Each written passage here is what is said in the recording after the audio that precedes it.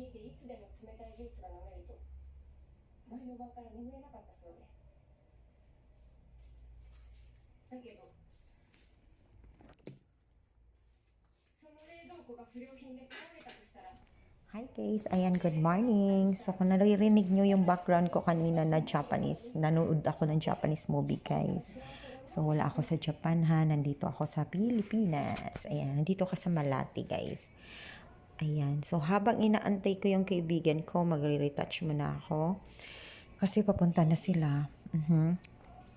Tumawag yung kaibigan ko sa akin, tumawag si Tata sa akin na kasama yung kapatid niya. Kasi gusto ng kapatid niya na sumama sa akin sa agency namin kasi meron siyang kaibigan na from Hong Kong na gusto mag-apply doon sa agency namin. So ako, sabi ko, okay, punta kayo dito sa hotel, antayin ko kayo, wag lang kayong magtagal kasi malilate ako, pupunta pa ako sa agency, baka masarahan ako.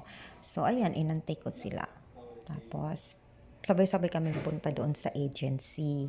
Yan. Ito naman mga kaibigan ko na to, bigla-bigla tumatawag. Pero masaya ako kasi may nakilala akong bago ba na kapatid ng kaibigan ko. Natuwa ako kasi at least, di ba, may makasama pala ako doon sa puhon-puhon pag walay kakulian in God's will is makakarating tayo ng Europe guys. So at least may mga kasama ako doon, di ba?